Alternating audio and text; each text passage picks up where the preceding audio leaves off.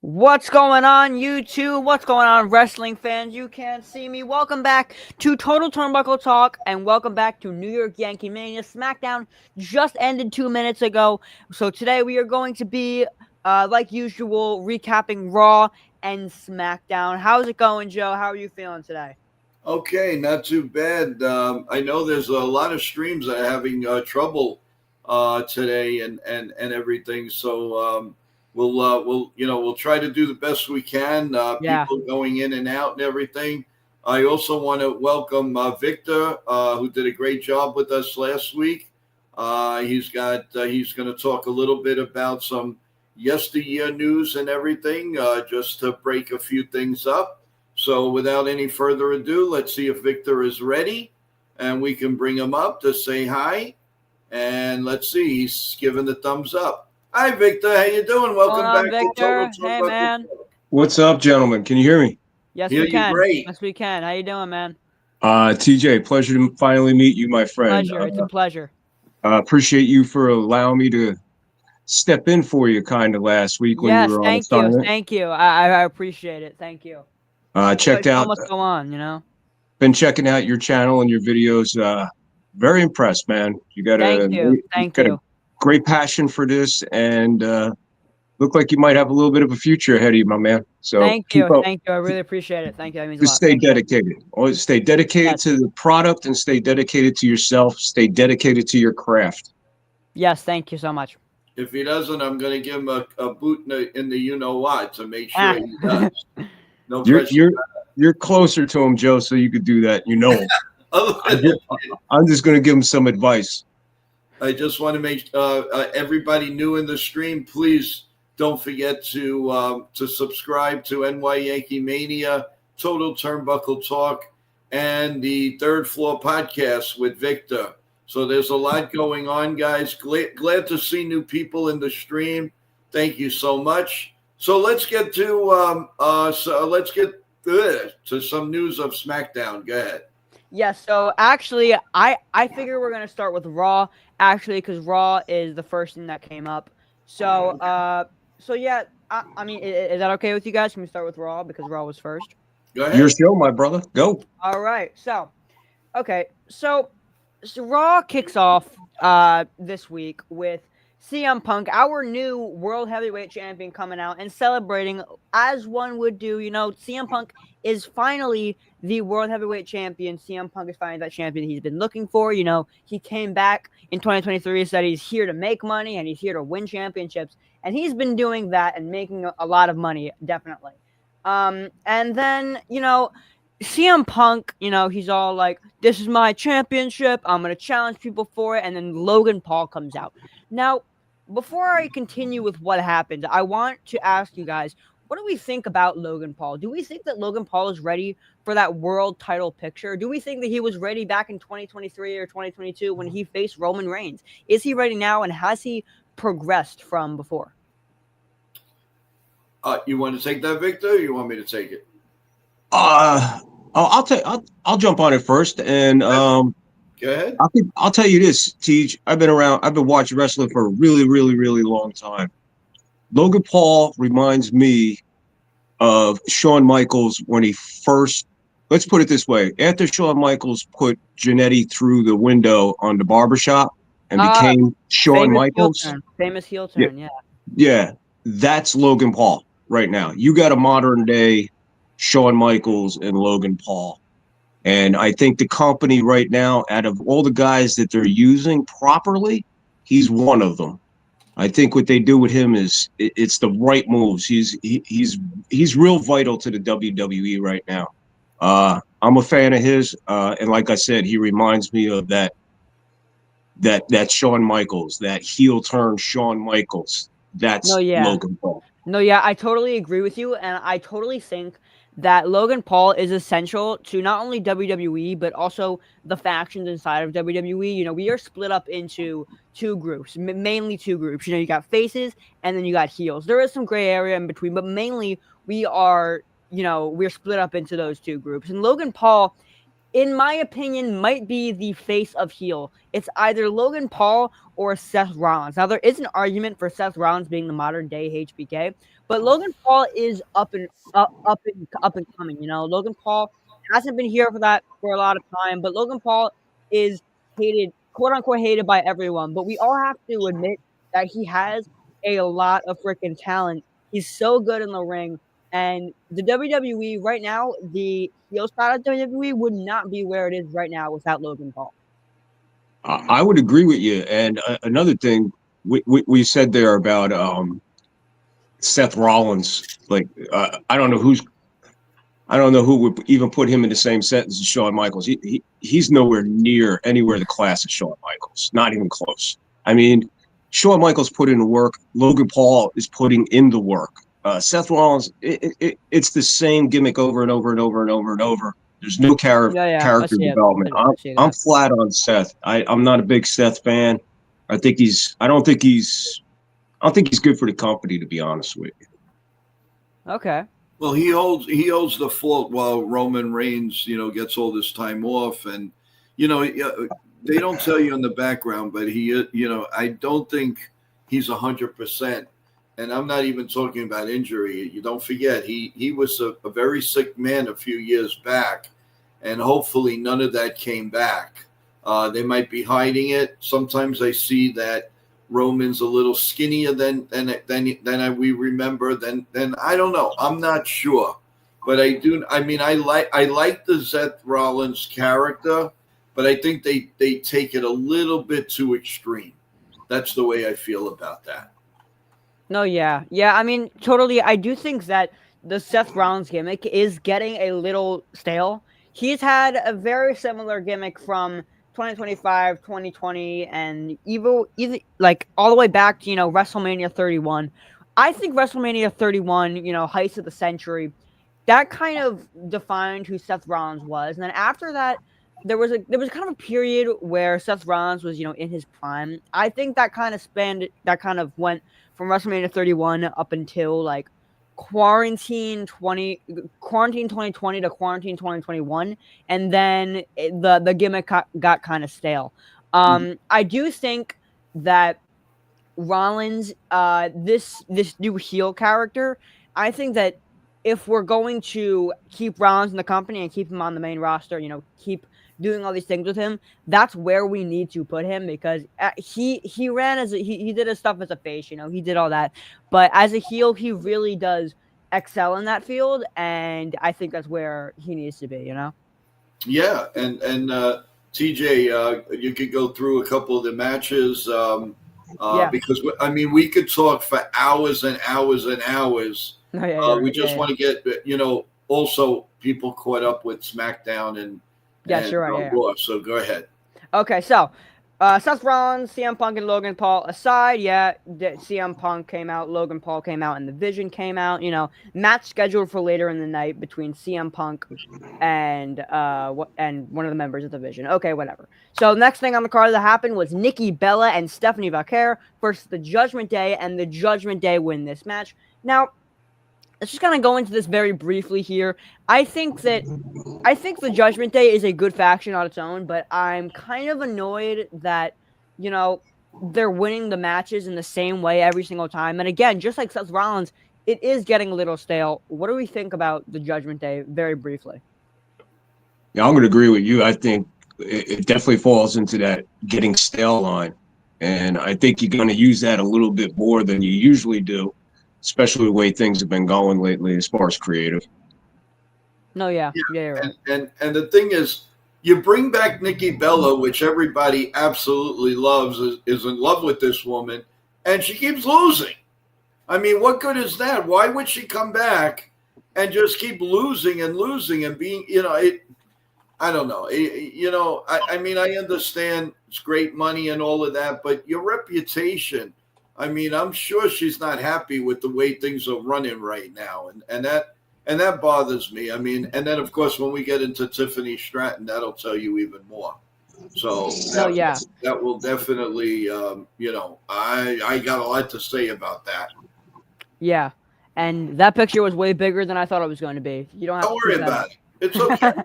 Anyways, okay. So next thing on the card, Penta beats El Grande Americano. You know, I don't really have any complaints for this. I think Penta's a very talented member of the roster. I know some people aren't too keen on Penta because he's new or whatnot, but I think he's very talented. I'm also getting sick of the El Grande Americano thing, and I think he should have been unmasked at WrestleMania 41. Yeah, it's got to But go. I don't really have any thoughts about it. You guys? No, So, not me. No, you know. no, No, not on that. I have Yeah. I have no say. I'm not interested in that. To me, that I mean, it's a nice thing to fill up the card, but you know, you're not spending $200 to go see Americana against Penta. Let's face it. Well, So, especially when there's no storyline attached to it. What's going to Oh draw yeah. me into that arena? If there's what's the history with these guys? I mean, give me something, but they don't give you nothing. So it's like you said, it's a filler on the card. yeah, that's all like they used to do Totally, in the yeah. garden. They used to Yeah. wait for people to come in. So they had, the bozos wrestling in the beginning, the Well, wannabe, yeah. and then you got into the card. So, No, yeah. Okay. So the next thing that happened was, Dominic Mysterio being Dominic Mysterio, the son of Rey Mysterio, came out and was being Dominic Mysterio. I mean, there's nothing really to say. He was being a jerk, whatever. And as we know, Rey Mysterio got injured right before WrestleMania 41, which really sucked. And then Rey Mysterio returned and whooped Dominic's butt. And I think this was completely well-deserved, and I'm glad to see that Rey Mysterio has recovered fully, and I'm glad to see that Rey Mysterio is back kicking some butt. What do you guys think? God rest his soul, Eddie Guerrero. Yes. We've done this. We've done this before. I've seen this scenario before. So again, son against dad. This is. We had Vince against Shane. I mean, Yes, yeah. Give me something different. Don't be wasting Dominic's talent on something to put his dad over or his dad to kick his butt, teach him a lesson, take him behind the woodshed. Come on, you probably got you. Dominic is probably right now your most talented wrestler in the on the entire roster. And again, just being used as like a gimmick thing, man. I don't know. And I think that especially applies and proves you right because Dominic Mysterio and Rey Mysterio had 2 back-to-back WrestleMania matches, which was kind of crazy. Yeah, give me something different. Change it up, or create a whole new storyline. Something. Exactly. Don't just put dad against son. We've been there and done that. Yeah. Enough. Yeah, exactly. So the next thing on the card was Becky Lynch basically just stood on the announce table and said she was the best. That's literally all. That's literally all that happened. I think that was kind of like a filler of time. I don't know. Kind of ridiculous and not really. There really wasn't a point to that. I mean, it made no sense. That made absolutely no sense to go on top of the Michael Cole's table and yell and scream, bah, bah, bah, bah, for why? What did that do? Nothing. Nothing. Yeah, it didn't do anything. Made no sense. But it's not just her saying it. Sports Illustrated saying it too, so it must be true.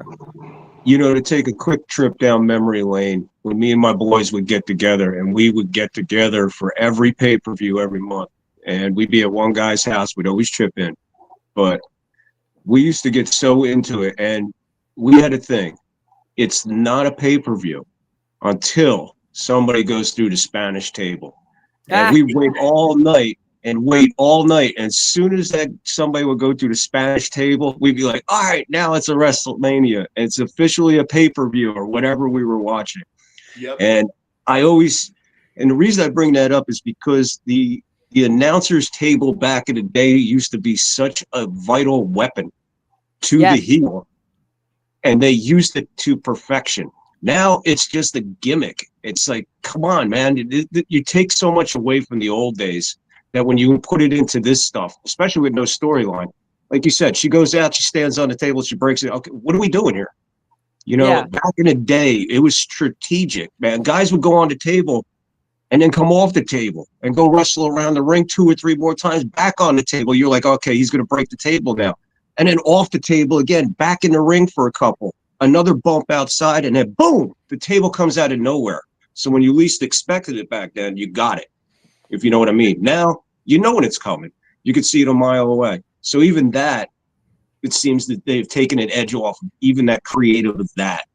And like I No, said, yeah. that used to be a vital, vital weapon to the heel, man.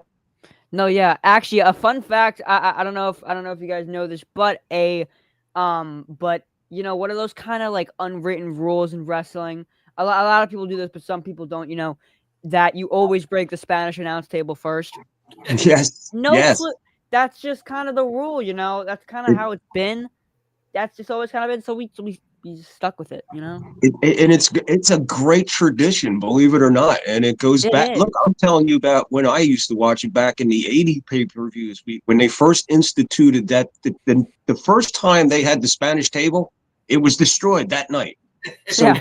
from the first time they put those guys there, and Joe, refresh my memory because you might remember. I'm pretty sure Jose Morales was. I mean, Pedro Morales was part of the Spanish at the very beginning. When he stepped out of the ring, I think he went to the Spanish table. I can't remember the other guy's name. I think his name was Rivera or something. Hugo. And those guys became part of the show. And again, I'm all right, I'll stop there. But when you said that about the table and what Joe was saying, what are we doing here? And I was like, you know what? Pointed out that used to be something special. No, you're right. You're totally right. So the And next one thing, final thing about the table, and then we go on to the next matches, but they're advertised now. Step into a Slim Jim. Or, whatever. I mean, it's ridiculous. Even the tables have commercials. Give me a break. That's why you got so many of them. You know, it's mainly just, you know, it's TKO and corporate greed. It got to WWE, you know, the money got to them, you know. Anyways, the next thing on the card was the Kabuki Warriors, aka Kairi Sane and Asuka, versus Bailey and Lyra Valkyria, and the Kabuki Warriors took the win on this one. Before I continue, thank you, Evan. Now, me personally, I think that when WWE introduces a faction, this new faction with as heels, you know, I think they do a great job introducing it at first, and then they just do it again and again and again and again, and then it becomes stale. And then you want some variety, you know, you want a different kind of outcome. We've seen Asuka use the poison mist on Raw how many times? Like it keeps happening, and we'll talk about it later. But on SmackDown tonight, Asuka did the spray thing on Alexa Bliss. It's ridiculous, and it's too much, and we need to stop it. But I think it's just a weird situation, you know. Yeah, they see the women's division is just saturated, and just in my opinion, the last place you need a fraction is in the women's division. Yeah, you don't need a group of women running around. You don't need that. You need a couple women to hook up for their tag team, and everybody else is on an individual basis. That's how the old days with the women. That's why I made it special with the, you know. You could say what you want about the fabulous Moolah, especially after she retired and started teaching girls like Wendy Richter and girls like that, who later came down. I mean, you know, the list goes on and on. Who came up through Moolah with that kind of women's attitude and kept that kind of women's wrestling pure, and to the extent to almost equal of that of the men of performing. In other words, these women who were in the ring were performers just like that of the men. You were getting the best women, high quality trained women wrestling back then. Now it's just, you know, I'll be honest with you, man, it's just a bunch of silicone and fake everything flying around, and that's all it is. And it's just a sell. And I think it's disgusting. And I think that the women's, you know, like I said, it's saturated. You don't need 500 women running around and wrestling. You just don't need it. I'm not trying to take anything away from women, man. But but let's be honest here. They're good performers. They're great.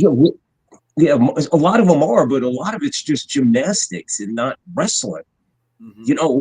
It was different when Wendy Richter would lay you out with a standing drop kick. Yep. Or a off the top rope missile drop kick by Wendy Richter. I mean, that woman was 6 foot something coming off the top rope with a missile drop kick. Leader. I mean, just amazing. But now you don't. Everything is. I don't know. Sorry. No. You're good. You're good. No, totally. I do agree that the women's division has become somewhat saturated in a way, and I'm not. And again, we're not trying to take away from women wrestlers because there are so many fantastic talent, but it's just the same thing over and over again. And that what the women's division I think right now needs is some change. It needs a Kong back. It needs a Victoria. It needs Charlotte Flair to be Charlotte Flair and not whatever. Or she's just past it and like her father just doesn't want to move on. But the early Charlotte Flair was that old school. And then she just fell into the realm of the commercial and then Victor, they have somebody right there. My girl Rhea Ripley. Ripley, oh yeah. Yeah, I wasn't going to bring her up because she's an animal. She's fantastic. Again, not being used properly, and again, no storyline attached to her. Why do I like her? Why don't I like her? The fans don't know she's a heel or a face, and she's not being. I mean, she's a modern day China, to be honest with you. Yes. Okay? Yes, definitely.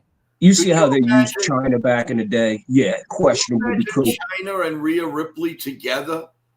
They would beat the Demolition. They would beat any of those teams.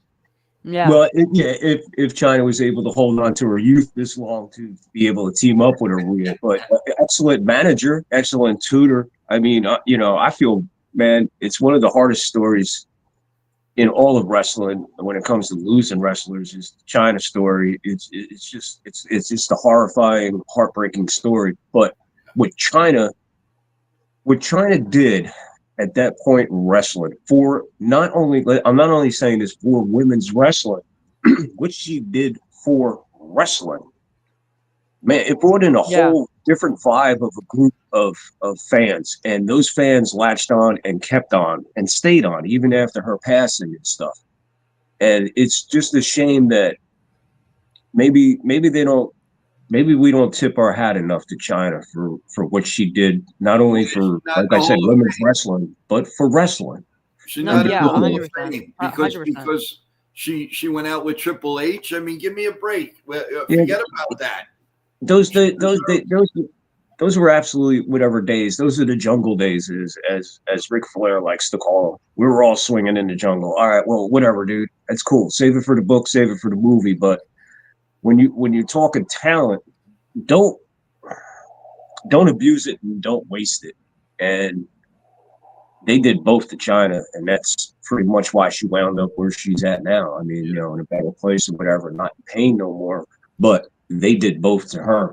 But back then it was acceptable. It was okay. Remember we had matches where China was involved. She was the Intercontinental Champion. Okay. Yeah. She took her to that level, man. Put her right up there with the dudes, and nobody complained about it. We were stoked about it. We're like, my God, China's the IC champ. Awesome. Yeah. You gave me a story. You gave me something to believe in. But now, like we say, with the women's, it's saturated. Who's who? What's what? And everybody's got a belt. No, yeah, you're right. And okay, so we have a comment here by Tex Hockey Cards. He says it's all high spots with not a meeting. There's no story in wrestling. Each match has a place and there's no build up. Now, I will say, see, we appreciate the take. I'm not gonna speak for all of us, but I appreciate the take.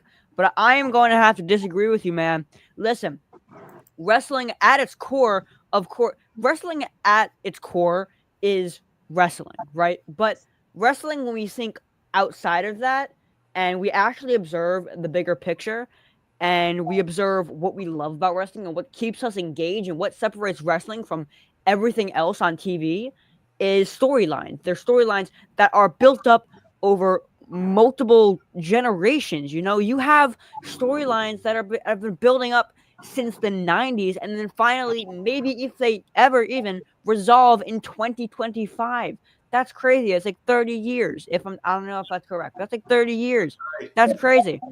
And that's what keeps us engaged. We get engaged in the factions. We get engaged in not only just the combat, but why they're fighting. And yes, it has gotten a little bit stale, but that doesn't mean that we have to say that all wrestling has no storyline. And he says each match has to tell a story. There's a difference between that and tabloid junk. Okay, sure. I think that again, what keeps us engaged in wrestling is the fighting and storylines, but also there are matches that I think we should be able to have a little bit of fun with. No, I don't think every match has to be specifically we tell a story, but again, at its core, it's entertainment, right? And I think if we criticize it too hard and we dive into it too hard, we're not going to enjoy it for what it really is. And it's built around stories, but it's also built around wrestling. And I think we just kind of need to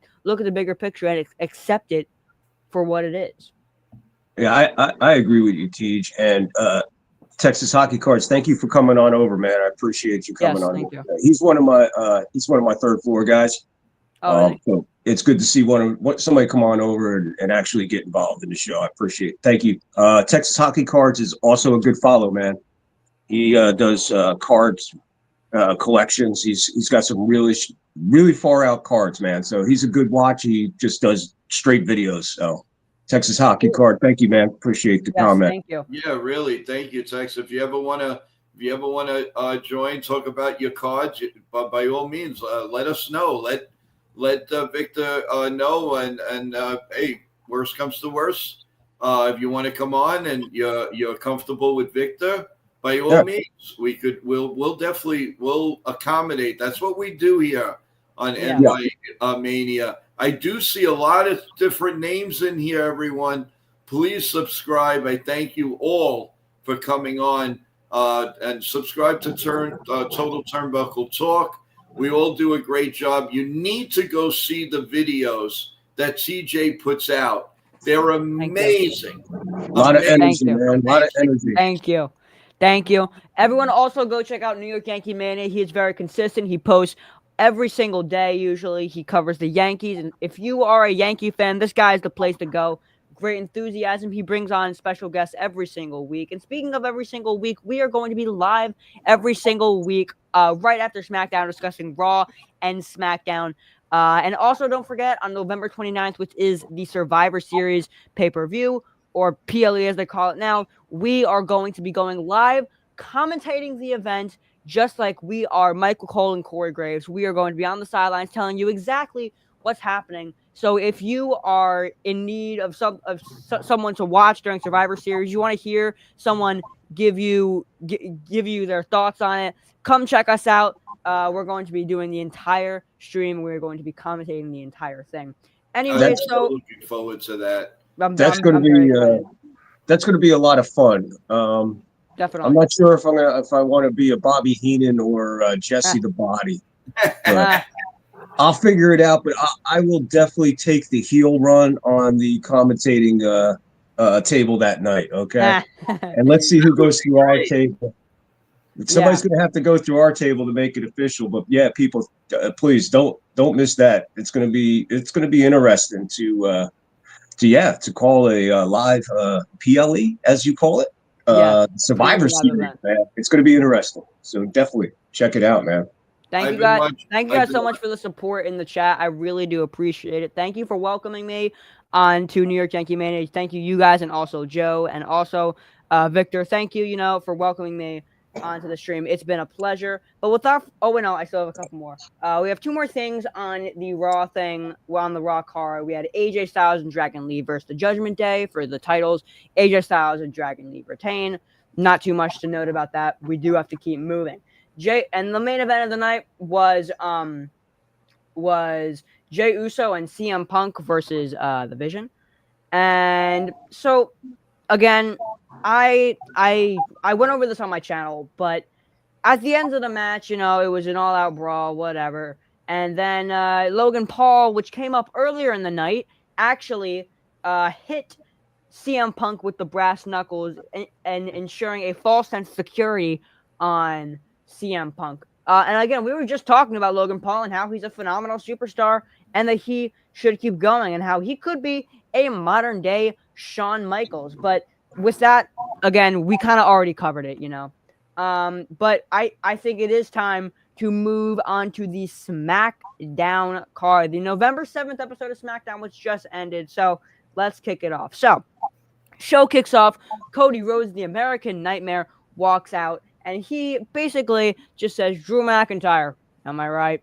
And then he's like, anyone who let me sit in the crowd with you guys and see who is going to be the new contender for my championship. And before we can even get into the crowd, he gets interrupted by none other than Aleister Black. Aleister Black, someone who stepped away from WWE for a while, and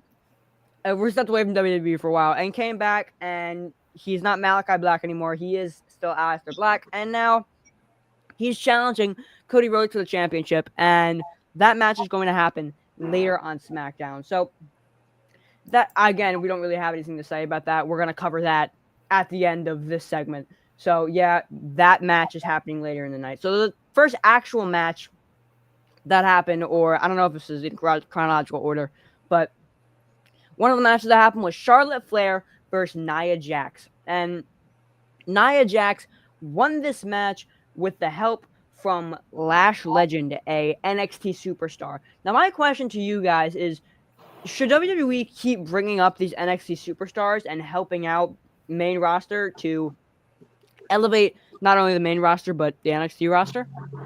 No. I don't like it. I don't like it at all. What do you think, Victor? No, I agree with you, Joe. No. Again, if you have a storyline that is attached to something, okay. But if you're just bringing guys up and down, for what reason? I mean, you're exposing me to somebody. What? You're just throwing somebody out there to see how the fans react? I mean, I don't know. I don't get it. But no, I don't agree with it at all.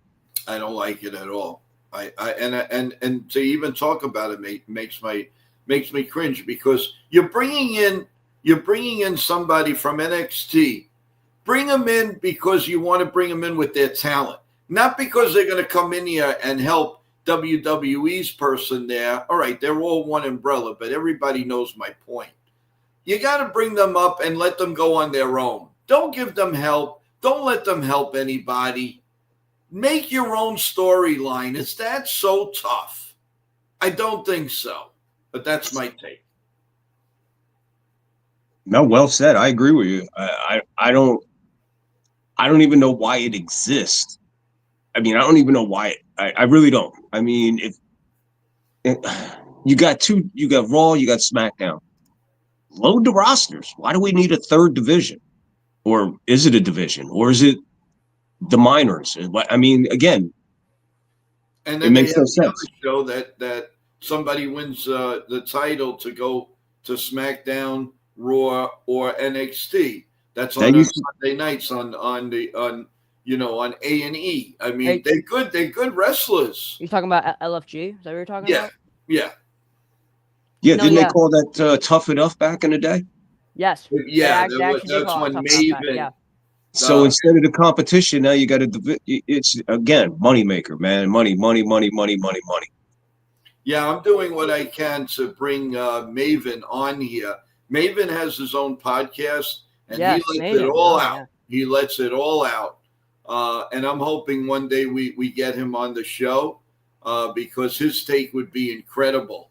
And we are working very hard because these guys have crazy schedules, even podcasters in wrestling, because they're following everybody everywhere. So, but one day I'm really hoping Maven would be incredible. He has incredible stories, and he could tell you what it was like from Tough Enough to WWF and WWE and all that good stuff. But what's this comment that's up here that's blocking me? Oh, it is. Yeah, it is. I can't even see me. What is this comment? I hope it's a good one. Okay, I'll get it off. I'm sorry. There you go. I get it. It's someone else talking about storyline. But go ahead, Teach. I didn't mean to interrupt you. No, you're good. You're good. Okay, so I want to. This is one of those mini segments on SmackDown that I actually think was kind of humorous. It was funny. Jade Cargill, our new women's world champ, our women's new undisputed champion. I know that Joe is not very happy about that. We watched it live together, and he was so incredibly pissed off because he loves Tiffany Stratton. I have nothing to say about that. I don't care if she was hurt. They could have did a disqualification. You cannot tell me that people are going to come out and see, and nothing against Jade, nothing against her, but Tiffany Stratton is the real deal. She goes everywhere, and people go, and not because her looks, regardless she's beautiful or whatever. She's a performer. AEW let Jade go because she wasn't a performer. And now all of a sudden she's got the belt. Okay, fine. I understand Tiffany got hurt in the match. But there's ways to do it. Knock out the referee or something. Boom. Let her keep a title. That was ridiculous. She should not be that woman's title holder. It's got to be Tiffany. And they're making a grave mistake, an absolute joke. That's my take on it. No, yeah, I mean, so here's the thing. I am, and yes. So C Money said exactly what she said. I'm not gonna say that, but that's what she said. She basically just came up, literally did exactly this, picked up the mic, said, "All the other women better fear me. I'm that girl." Dropped the mic and walked out. That's exactly what happened. I'm not even joking. That's exactly what happened. And I actually thought it was kind of funny, and it was a cool segment. Because they don't usually do that often, you know? And the occasional swear word in WWE is something that I enjoy, and that might particularly be because I'm an adolescent, but I think that it's... We all are. Yeah, we all are. But I think that it's kind of, it's funny, you know. I like how they mix humor into it. But, you know, Jade Cargill, main overall message, I'm that girl, and you all better know it. And then she walks out. The next match that followed that was, never mind, I already covered that. Okay, let's just move on from that.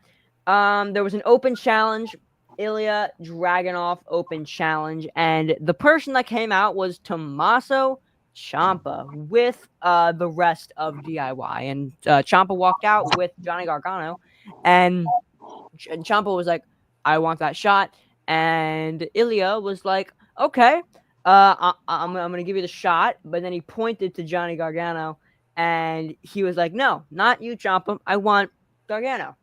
And him and Gargano had a match, and just as C Money is saying, it was a banger. It was a it was a fantastic match, and Ilya did retain, which I'm glad that he did. I think that Ilya is a fantastic talent in the ring.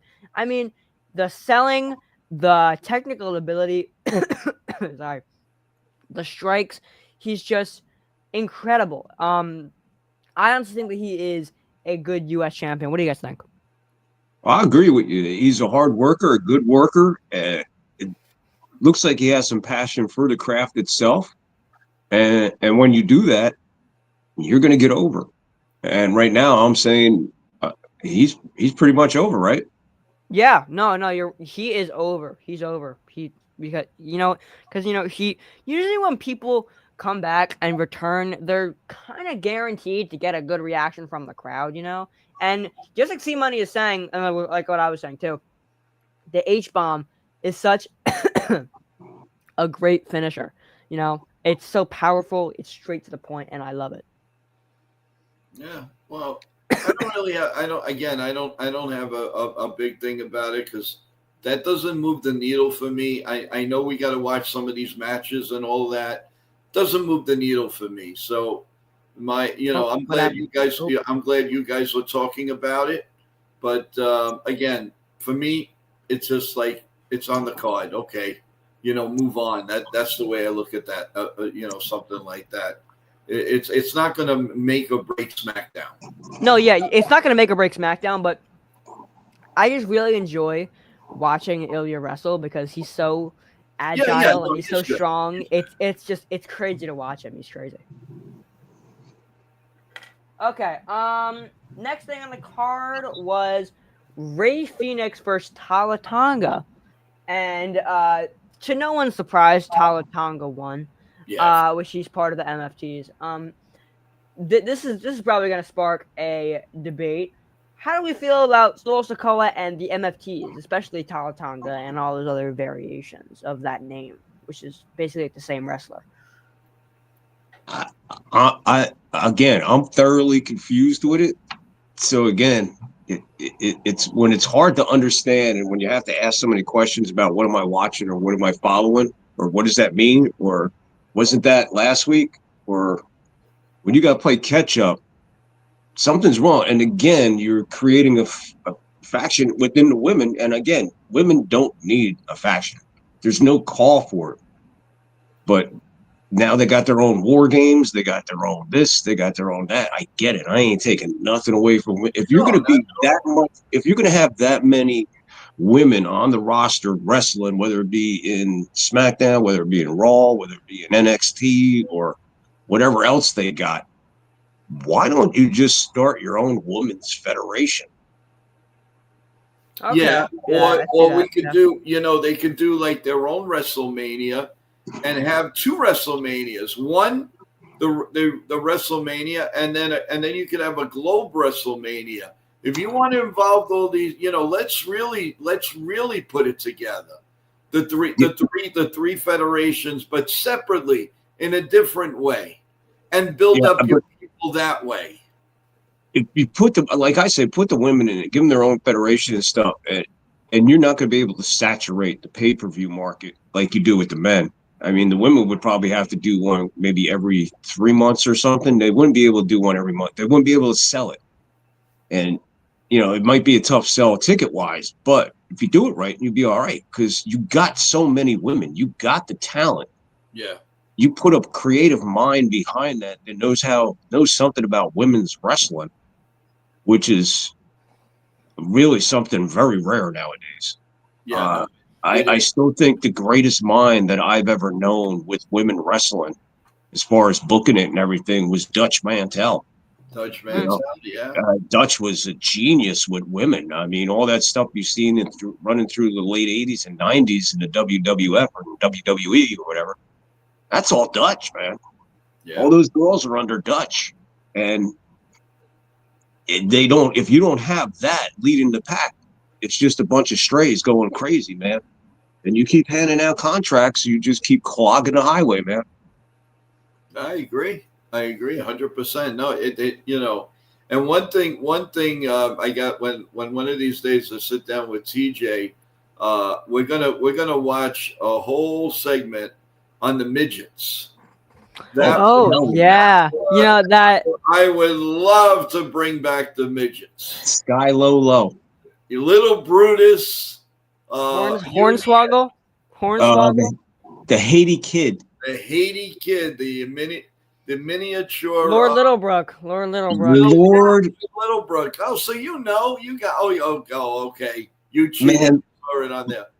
Lord Littlebrook was one of the greatest of all time. Oh, you talk about a character, the Haiti Kid, Sky Low. I'm trying to think of the cowboy's name. I can't think of the guy who was the cowboy. There was another. They were great, man, and they worked hard, bro. Little Brutus. Yeah.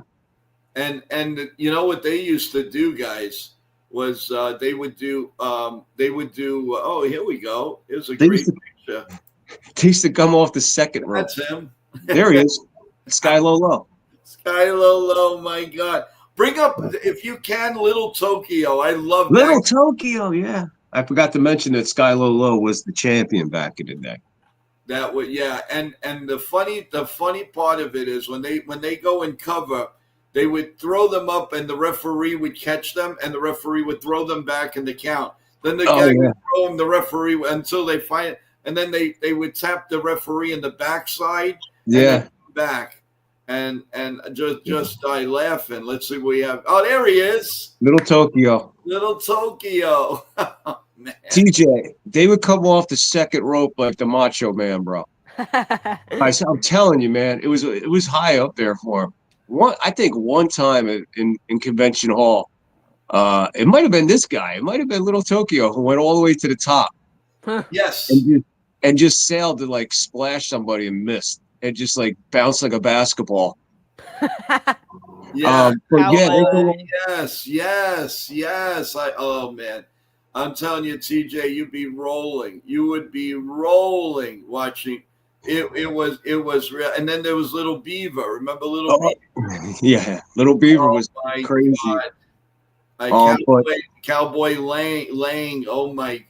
You know, That's who it was. Cowboy Lang. We've got to go back in time, and we've got to run a little video on that because you want to have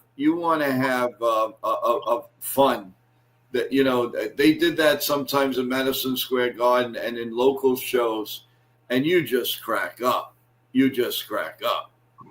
but besides the fact of being entertaining, they worked hard and they executed beyond belief. I mean, how these guys worked together, it was phenomenal. It was something to watch. But even though they were like more or less, they're not a spot, but they had their own thing. You recognize them and all, but they created the storyline during introductions. Yeah, that was the key to them getting the crowd involved, because when they would first come out, you weren't too sure who you're rooting for, unless you knew them.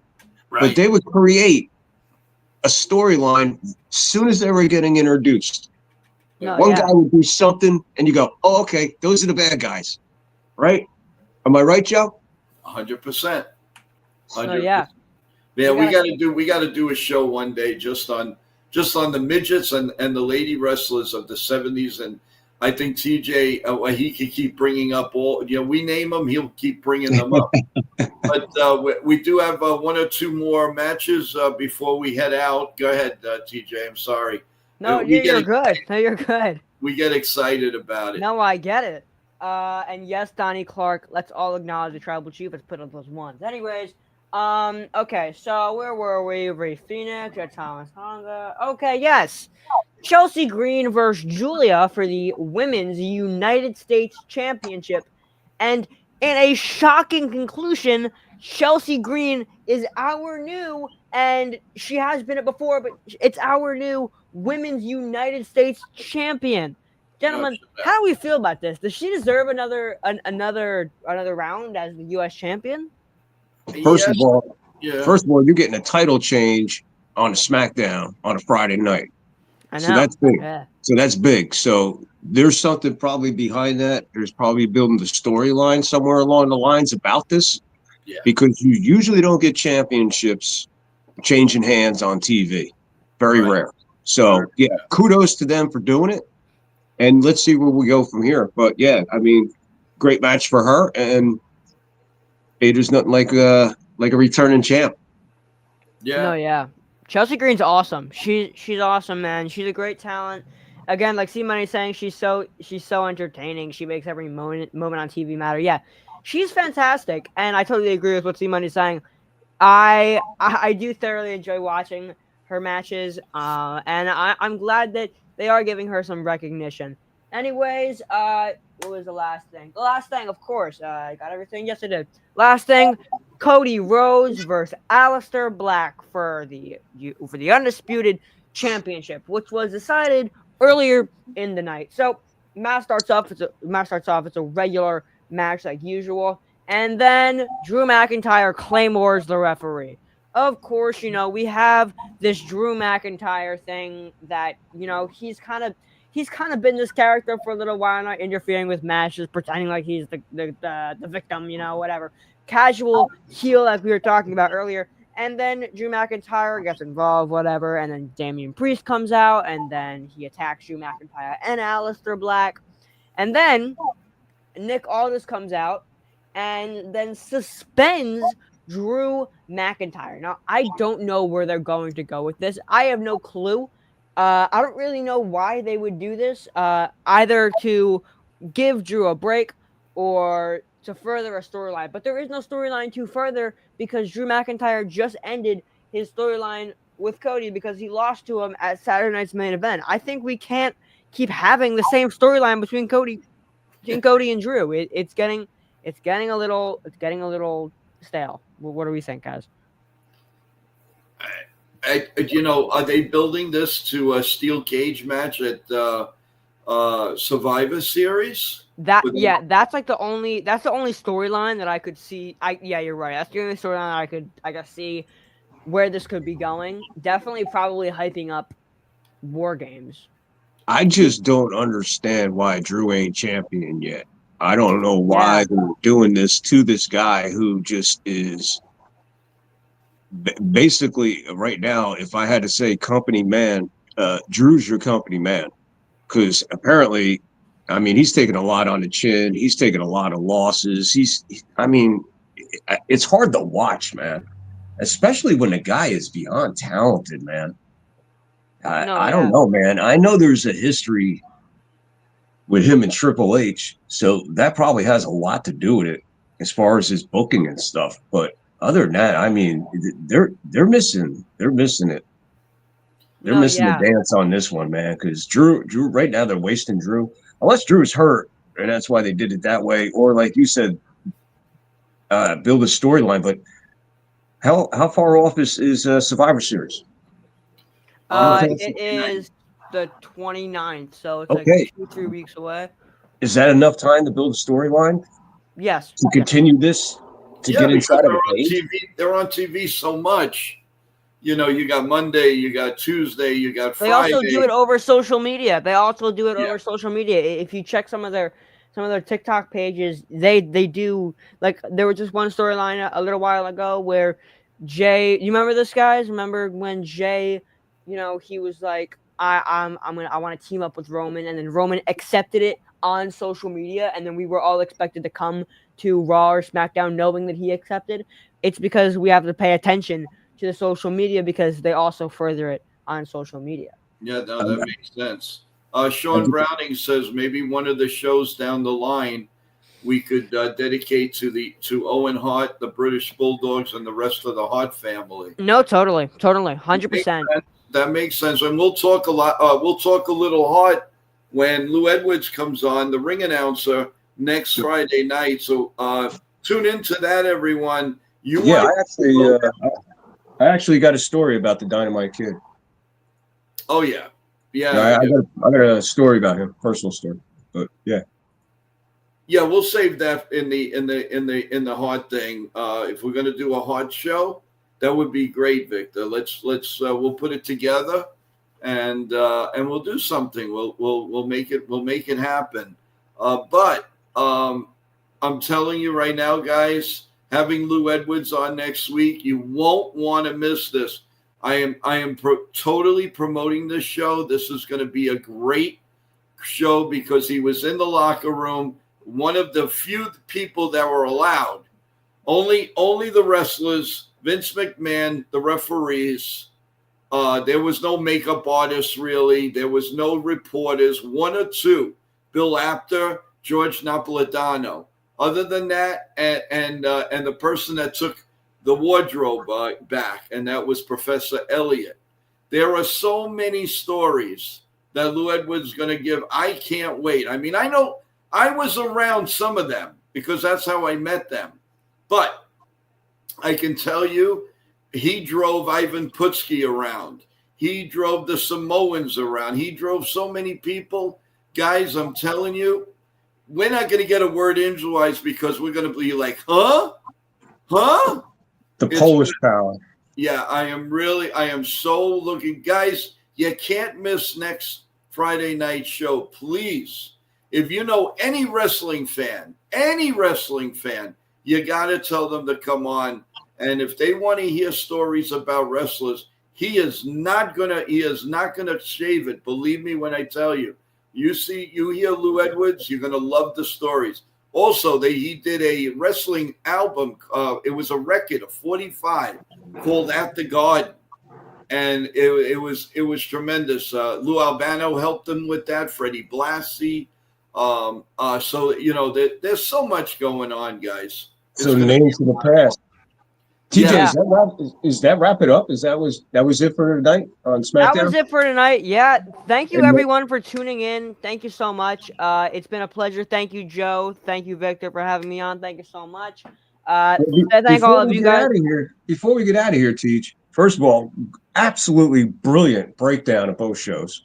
Oh, thank you. Thank you. Just motoring along like again, your passion for it is really amazing. So definitely don't lose that. One of the things I was what I wanted to do tonight, as I told a lot of people, is I wanted to share a couple stories, just two quick stories about Bam Bam Bigelow. I don't know if you're familiar with him, the Beast from the East. Yes. Yeah. Well, he grew up with my family. He lived right across the street from my aunt. So I grew up with Scotty and Toddy and his other brothers, Billy and stuff. But I wanted to share two stories with you. One from when I was very, very young, and then another one that I think you guys would really appreciate. And it was just before Bam Bam got the call to come on up and check out Connecticut for the WWF at the time. And it was in Neptune. They had a movie theater. And on Friday and Saturdays, they'd run Hammer movie festivals.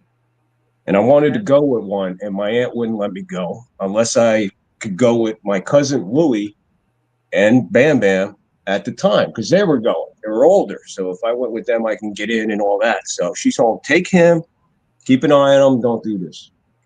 So anyway, we fast forward, we go to the movies, we come back from the movies, and my cousin Louie, God rest his soul, lost my cousin Louie at about 34 years old, and him and Bam Bam were very, very, very close. They grew up together. So I remember Scotty saying, hey, man, you want to see where we keep our fort in the woods? It's right at the end of the dead-end street. And at that time, Cora Street only had like 4 houses on it, and at the end was nothing but woods. And I'd heard about clubhouses. Now, I am 8 years old, and I'm walking into the woods with my cousin and Scotty at dusk. It's getting dark. And they're like, oh, right over here, right over here, right over here. And the next thing I know, they grab me and they tie me to a tree. And then they take off, and then they started making noises in the woods as it's getting darker. And I start screaming. Next thing you know, my aunt hears me screaming. Long story short, we come out of the woods. As we're coming out of the woods, I remember this. My cousin Louis said, don't you say a word of what we did to you about that. Just say we lost you or something or whatever. I'm like, okay. As soon as we got to the house, I ratted both of them out. Yeah, makes sense. My aunt was about, and Joe will testify to this because he had about a handful of them too. My aunt was about 5'1", and I don't think he wanted to mess with her.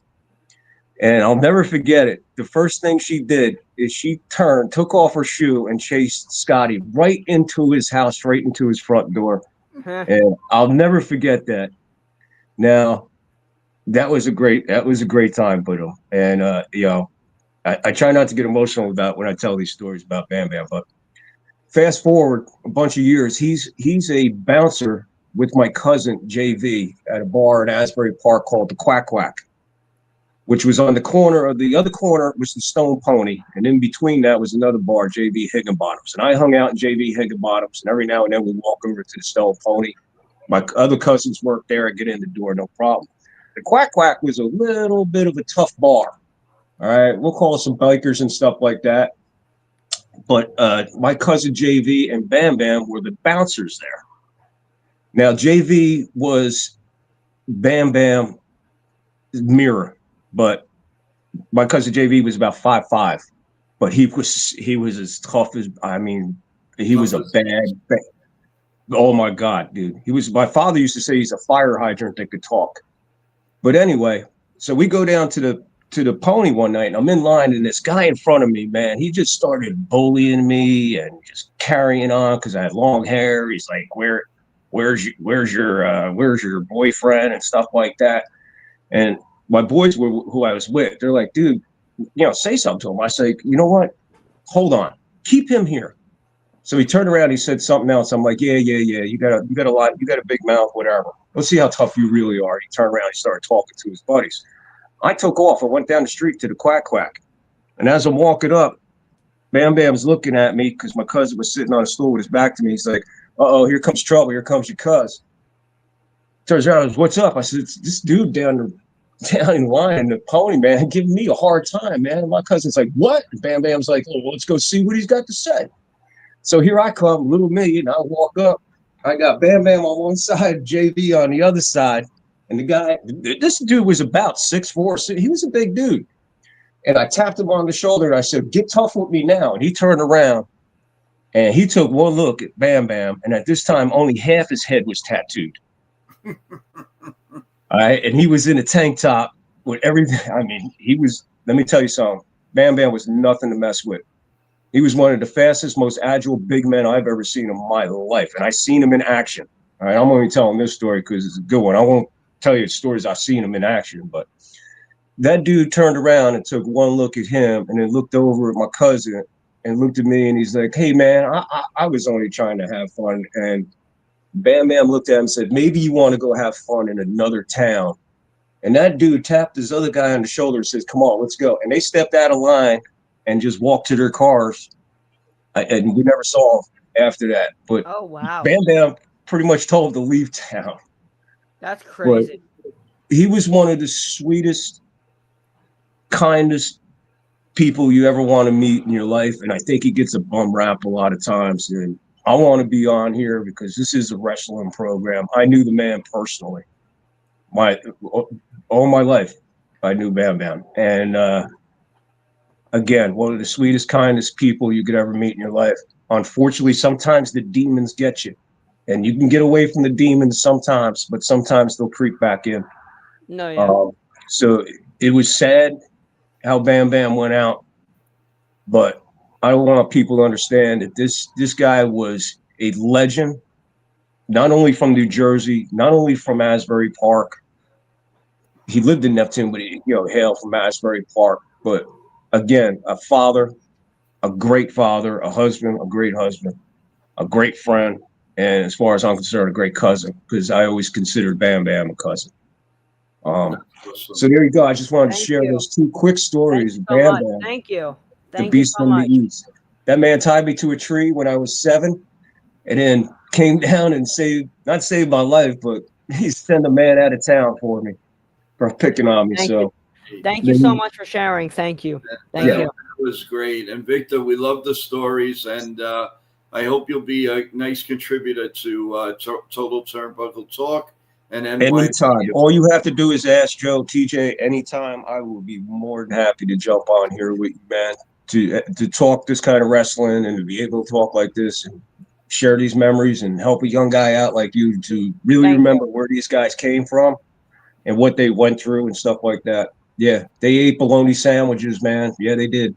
Yeah, they saved every nickel. Believe me, we're going to hear stories next week. Trust me when I tell you. So get ready, everyone. Next week is going to be a humdinger, and Lou Edwards is definitely looking forward to coming on. I personally haven't seen him in over 30 years, but we've kept in touch. So I'm so looking forward to it. And this is his niche, so we're ready for it. TJ, I can't say enough. Your great work. Thank you. Make sure everybody go see TJ Shorts. Definitely check it out. Definitely check it out. Go see Joe too. Go see Joe too, guys. Come on. Yep, and the same thing with our man Victor here. Yes, go see his channel by all means. Third Floor Podcast. Let's go. Yeah, check it out. Yeah. Without a doubt, guys. You guys are the best. Thank you for a nice, strong stream. And TJ, take us out of here. Go ahead. Thank you guys so much for watching. If you did enjoy this, please like, subscribe, and turn on those post notifications so you never miss another live stream, upload, or video. Again, I am Total Turnbuckle Talk. I upload all the time. This is New York Yankee Man. He also uploads all the time regarding all New York Yankees. I cover wrestling, and Victor down here. I cover everything. He covers everything. Exactly.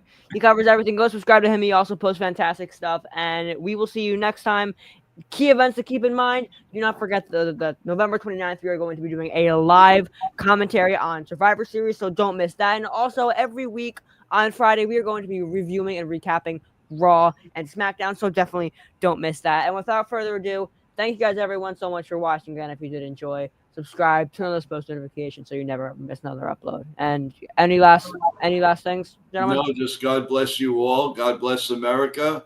And let's all stay healthy, and let's all have a great weekend. Yep. And as Ken from The Ugly Truth will always say, we'll see you in the funny papers. Yes. Just stay safe. Stay safe, everybody. Stay safe, everybody. And remember one thing, people. Mental health is real. So if you or somebody you know needs help, man, numbers out there, 988. That's it. Stay safe. Love you, people. Thank you, Victor. Thank you. All right.